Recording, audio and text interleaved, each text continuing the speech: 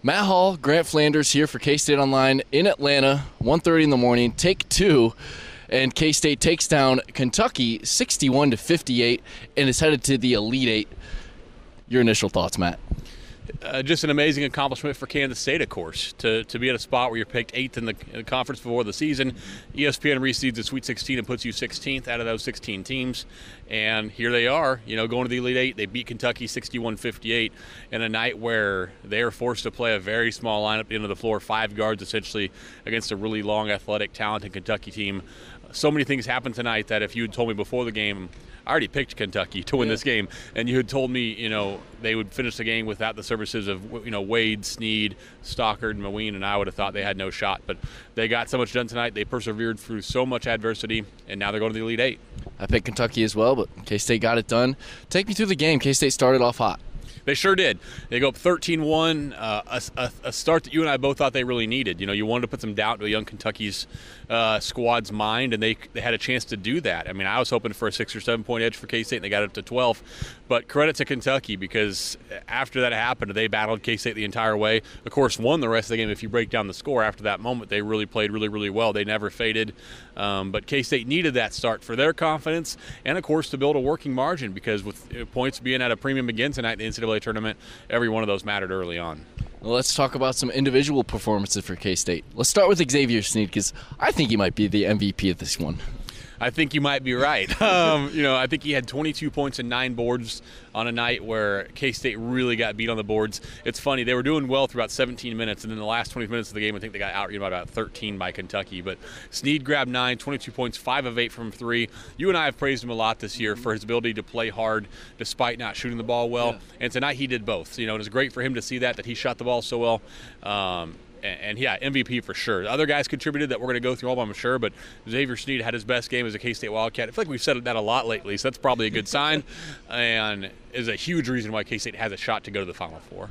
A guy that some may not have seen that you're about to bring up, Cam Stokes. Talk about the game he had and how pivotal he was in this one. He'll be the most underrated piece in this game for why K-State won. I know people like to pick on Cam Stokes, and sometimes deservedly so, but not tonight. He played 39 minutes, again, going against a much bigger team. I look at the starting lineup at the start of the game and thought, man, who is he going to guard? And he guarded everybody. He guarded Hamidou Diallo. He guarded P.J. Washington in the post. They did everything with him. He only turned it over twice in 39 minutes. He had 4 steals. He had 5 boards. He was K-State's second leading rebounder tonight. He only scored 6 points and didn't shoot it particularly well, but I thought he took good shots and made some timely ones. K-State, to me, again, I'll say this about every single player probably, but doesn't go to the Elite Eight and have this shot without Cam Stokes. So another guy you feel really good for, because he's had a really rough year for K-State, and he's heard some from the fans, but was really, really big tonight, and I thought keyed a number of breakout runs for K-State in the second half when they were in trouble. Obviously, we got to talk about the guy, Barry Brown. Talk about the game he had today. In some ways, it's classic Barry. He was 4-15 from the floor. He really struggled against Kentucky's length. We knew that would be the case, but he continued to attack and probe this defense the entire time. I know you talked to him in the locker room, and he told you that he was confident, knew he was going to make that shot at the end, and he probably was confident. But to me, it was funny because we've talked about it already, but when he made that shot and it fell through the hoop with 18 seconds left right down here, I saw his face, and it was pure astonishment. Maybe it was excitement, but, it was like, oh, my God, I finally got one to go over those guys. So it was great by him.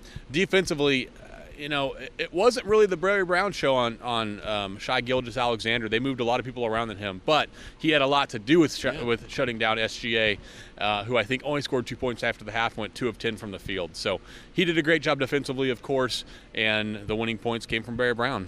Now, before we talk about one of the most pivotal pieces of the coaching staff, talk about some other pieces, Mike McGurl, Ahmad Wainwright, some other guys that stepped up.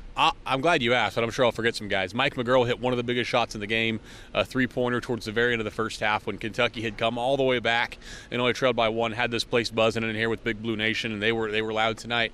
And if he doesn't hit that shot, I think it's a big buzzkill for K-State's locker room, because they controlled the entire first half. Then to go in up only 1, I think would have been bad, but 4 feels a lot different than 1.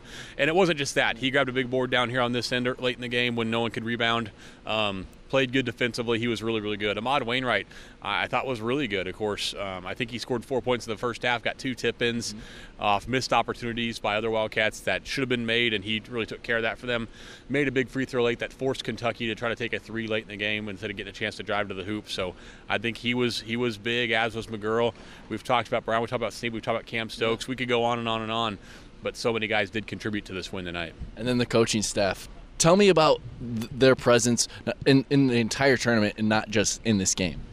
I don't even really know where to start, to be honest with you. This is a group that's taken a lot of guff, at times not deserved, and at times it probably was appropriate. They took a team that was picked to finish 8th in the Big 12 this year, a team that, if you look at it, only had 4 guys on a 13 scholarship roster who had played college basketball at this level before.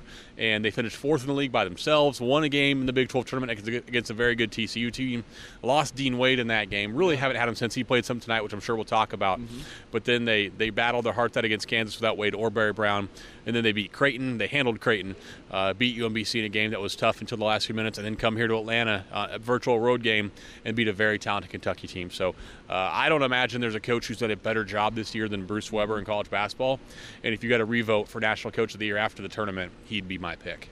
And then, let's talk about Dean Wade and his ability in the second half, and then obviously not playing much or at all in the second. Yeah, he sure didn't. There's some talk about, the trainer said, maybe if you want to save him for Saturday, and I laughed as soon as I heard that. There's no way they're saving Dean Wade for another game when they were behind in the second half to Kentucky. And they had no bigs to play. Stockard had fouled out, Moyd had fouled out, Steed had fouled out. Yeah. If he could have played, he would have played. So he was certainly out of the second half in this one.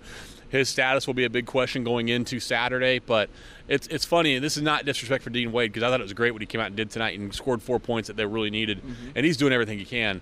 But it's almost like that story is behind us, in a way. Like I think people hope he plays Saturday, and perhaps he will, but this team is what they are right now, and they're winning games without their best player.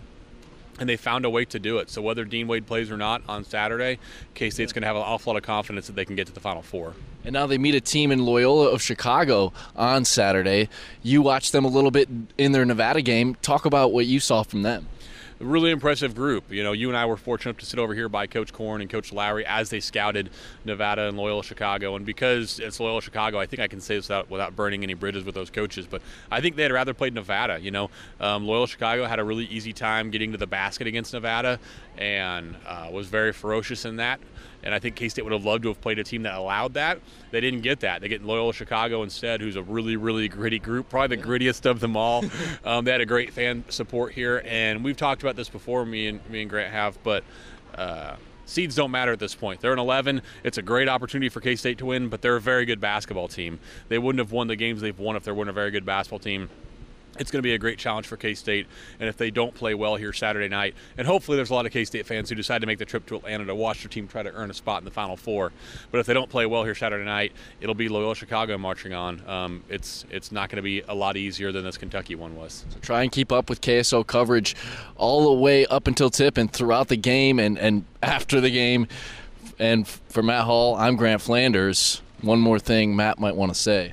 I was thinking about this the whole time you were talking, and the last thing I'd say is tell your friends.